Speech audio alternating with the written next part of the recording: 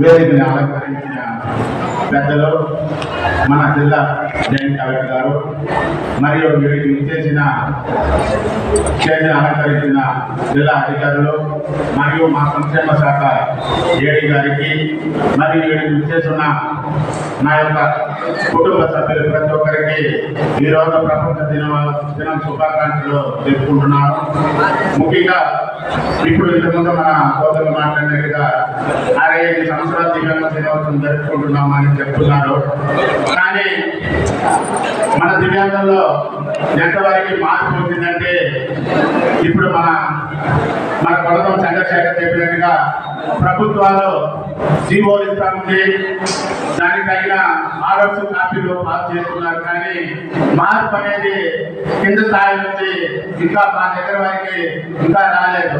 అందువల్ల మా యొక్క కోరికల్ని పై దృష్టికి తీసుకొని పోయే అధికారులు మా మీద కొంచెం శ్రద్ధ పెట్టి మన సీఎం దృష్టి వారికి మా యొక్క డిమాండ్స్ మాకు కావాల్సిన చిన్న చిన్న కోరికలు ఇది అనుకుంటే సెకండ్లో అవే పనులు అలాగే మేము పెద్ద గొంతమ్మ కోరికలు అన్న కోరలేదు.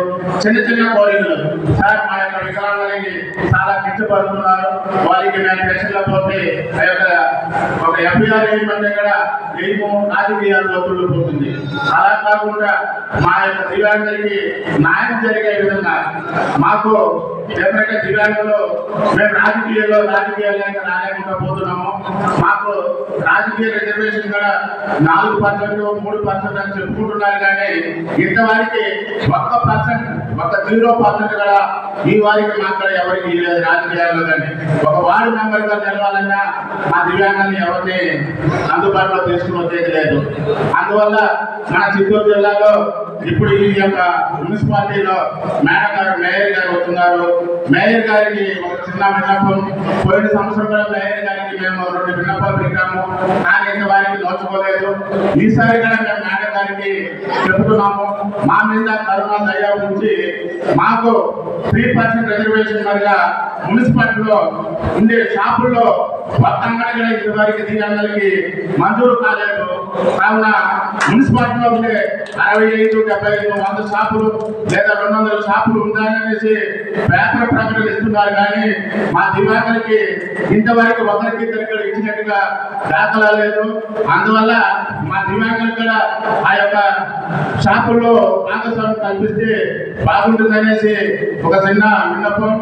అదేవిధంగా చాలా చోట్ల మేము ఇప్పుడు దగ్గరగా నాకు తెలిసే 20 సంవత్సరాలుగా మేము అడుగుతా ఉన్నాం. చిత్తూరు పట్టణం నందు మా దివ్యాంగులకి ఒక భవనం ఏర్పాటు చేస్తే మా దివ్యాంగుల దాంట్లో వచ్చేదానికి వీలుగా అనుకూలంగా మనం పైరాధికారుల దగ్గర లేదా రాజకీయాల దగ్గర అడిగి దాన్ని తగ్గిస్తే బాగుంటుందని మేము అనేక సార్లు మా యొక్క కోరికలు పెడుతూనే ఉన్నాము. కానీ దాన్ని ఎవరు చూసే వారికి నోచుకోలేదు.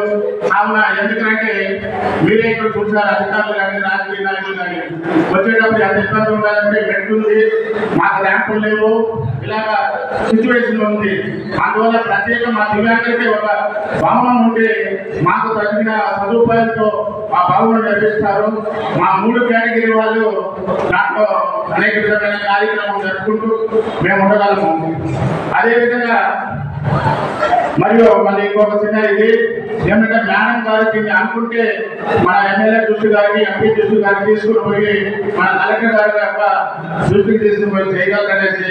అదేవిధంగా మన బస్టాండ్లో మన దివ్యాంగులు చాలా దూరం నుంచి వచ్చి పోతున్నారు. కానీ ఆడ మన దివ్యాంగులకి లేదు, ఆడ ప్రైవేట్ వాళ్ళకి పార్కింగ్ స్థలాలు ఇచ్చేసారు.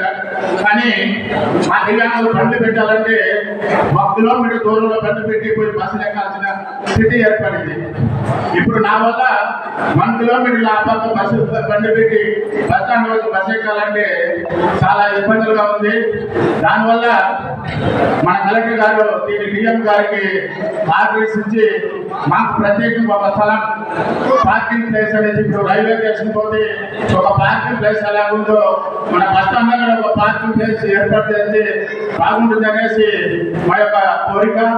అందువల్ల ఇన్ని సంవత్సరాలు మా కోరికలు పెట్టాము, కానీ నెరవేర్చలేదు.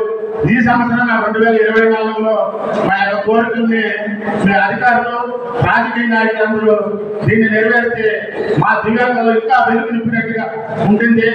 ఎందుకంటే చెప్తున్నామంటే గత ప్రభుత్వాలు 3,000 తీసుకుని మేము చాలా ఇబ్బందులు పడుతూ ఉన్నాము. ఒక్కొక్కరికి 3,000, 2,000, 1,500 వచ్చింది. ఇప్పుడు మన చంద్రబాబు నాయుడు ప్రభుత్వం వస్తేనే మా దివ్యాంగులకి మార్పు విధంగా 3,000 నుంచి 6,000 రూపాయలు వచ్చే పెంచిన దానికి రాజకీయం మేము అందరి తరఫున మా దివ్యాంగుల కుటుంబం ప్రతి ఒక్క తరఫున మన చంద్రబాబు నాయుడు గారికి, పవన్ కళ్యాణ్ గారికి, మన టీడీపీ ప్రభుత్వంలో ఉన్న ప్రతి ఒక్క నాయకులకి, అధికారులకి పేరు పేరున మేము మా చిత్తూరు జిల్లా తరఫున ధన్యవాదాలు చెప్పుకుంటున్నాము. ఇంకా మా దివ్యాంగులకు చిన్న చిన్న పరికరాలు ఇప్పుడు గత 1 సంవత్సరం పైన అవుతుంది. మన 7 వికలాంగుల ఆఫీసుకి ఇంతవరకు ఒక పరికరాలు అంటున్నారు, ఒక రచించు అంటుంది, ఒక ఏది లేకుండా ఉంటుంది. ఏమంటే ఇంకా బడ్జెట్ గ్రాంట్ అవ్వలేదు. గత ప్రభుత్వం 6 నెలల ముందే నిలిపేసింది. ఇప్పుడు 6 నెలలు అవుతుంది కానీ ఇంతవరకు ఒక పరికరాలు ఇచ్చేదానికి దాఖలే లేదు. అది కాకుండా ఇంతకుముందు DRCC ఉంది. మేము ఒక పరికరం చేసుకోవాలంటే ఒక బుష్ ఈ గొయ్యిలో ఉన్నాం. ఆ బుష్ మేము తీసుకోవాలంటే పక్కన చెన్నై పోవాల్సింది, బెంగళూరు పోవాల్సింది. ఇక్కడ మన DRC ఒక సంస్థ ఇంతకుముందు ఉంది. 10 ఏళ్ల ముందు దాన్ని కొన్ని రాజకీయ నాయకుల వల్ల దాన్ని క్లోజ్ చేసేసారు. తిరిగి మన జిల్లాలో DDR సెంటర్ ని తెరిపిస్తే మా దివ్యాంగులకి మంచి సదుపాయం జరుగుతుంది. మాకు కావాల్సిన పరికరాలు అందులో దొరుకుతుంది. కావున దాన్ని కూడా మన అధికారుల దృష్టిలో తీసుకుని మా దివ్యాంగుల్లో ఇంకా మా కుటుంబంలో కానీ మా దివ్యాంగుల్లో వెలుగు నింపాలని కోరుకుంటూ దీనికి అవకాశం ఇచ్చిన ప్రతి ఒక్క అధికారికి మా యొక్క దివ్యాంగుల సోదరులందరూ థ్యాంక్స్ చెప్తూ పంపించుకుంటున్నాను. థ్యాంక్ యూ మురళి గారు. మీరు చెప్పిన అంశాలన్నీ కూడా ఖచ్చితంగా పాటిస్తున్నాము. వాటి మీద కూడా ఇప్పుడు మన హీరింగ్ హ్యాండిక్యాప్డ్ అసోసియేషన్ తరఫున వారి యొక్క కొన్ని సమస్యలు ఇచ్చున్నారు. మురళి మీరు చదువుతా వాళ్ళు చెప్తారు.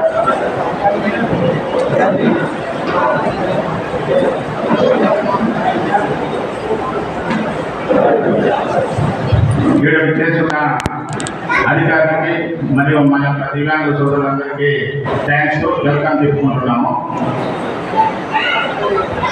ఈరోజు ప్రపంచ దివ్యాంగుల డిసెంబర్ 3న ప్రతి ఒక్కరు మనం ఇక్కడికి ఇచ్చేస్తున్నాము. అందువల్ల అందరికీ శుభాకాంక్షలు చెప్పుకుంటున్నాము.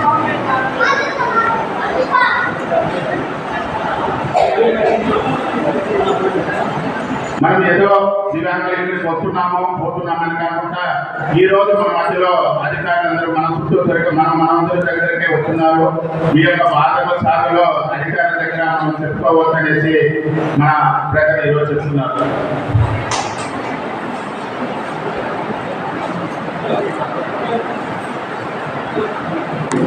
అదేవిధంగా నేను చెప్తున్నాను కదా, ఈ రోజులుగా మేము మా దివ్యాంగులకి ఒక ల్యాండ్ ఏమంటే ఒక ఆఫీస్ వద్ద మాకు ఒక భవనం, వికలాంగుల భవనం ఒకటి ఉంటే మా దివ్యాంగులకు అంతా బాగుంటుంది అనేసి అనేక సంవత్సరాలుగా మేము ఇది చెప్పుకుంటున్నాము. కానీ ఇంతవరకు మా కళ నెరవేర్చలేదు. అందువల్ల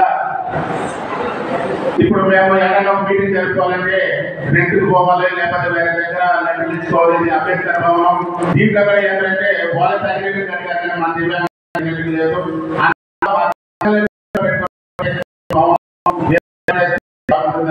మన ప్రజలు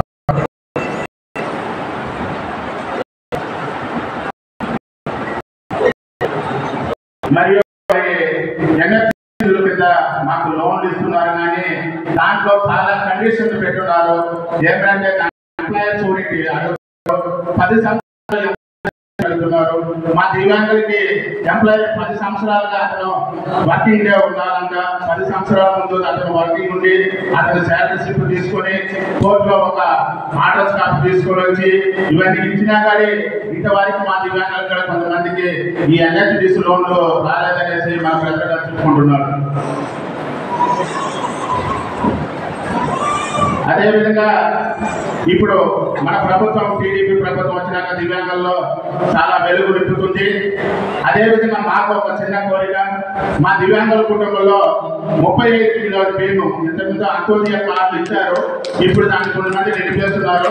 దాన్ని పరిశీలిస్తే ఏంటంటే మా దివ్యాంగుల్లో చాలా మంది పెళ్లి చేసుకొని మేము పెళ్లి చేసుకుని చాలా కష్టజీవులో ఉన్నాము, ఉద్యోగం లేకుండా.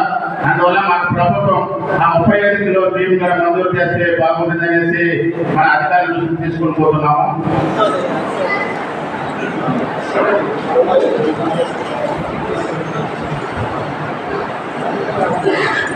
అదేవిధంగా సదరం క్యాంపులో చాలా పొరపాట్లు ఉంది. చిన్న చిన్న స్పెల్లింగ్ మిస్టేక్స్ కూడా మేము తిరుపతి వేరే దగ్గరకు పోవాల్సి వస్తుంది. పేర్ల దగ్గర తప్పులు, చిన్న తప్పులు అయిపోయినా మళ్ళీ క్యాన్సిల్ చేసుకొని మళ్ళీ తిరిగి రమ్మనేసి పదే మమ్మల్ని ఇబ్బంది చేస్తున్నారు. దాంట్లో ఫోటోలు మారిపోతుంది, లేదా ఇన్సులు మారిపోతుంది, లేదా ఊరు మారిపోతుంది. ఇలా చిన్న తప్పులు కూడా తిరిగి మమ్మల్ని ఆ సదరం షెడ్యూల్ని క్యాన్సిల్ చేసుకొని మళ్ళీ తిరిగి అప్లై చేసుకొని మళ్ళీ రమ్మంటున్నారు. ఇలా మేము గత 10 సంవత్సరాలుగా తిరుగుతూ ఉన్నాం. కానీ చిన్న పొరపాట్లే మన సదరం క్యాంపులో మన డిఎంహెచ్ఓ కానీ డిసిహెచ్ఓ మేడం వాళ్ళు కానీ ఆడ హాస్పిటల్లో జరిగే పొరపాట్లకి మేము బలి అవుతున్నాము. దాన్ని కరెక్ట్గా చేయమనేసి కూడా మన కలెక్టర్ గారికి మేము విన్నపించుకుంటున్నాము. అందువల్ల ఈ అవకాశం ఇచ్చిన ప్రతి ఒక్కరికి థ్యాంక్స్ చెప్పుకుంటూ ముగించుకున్నాము.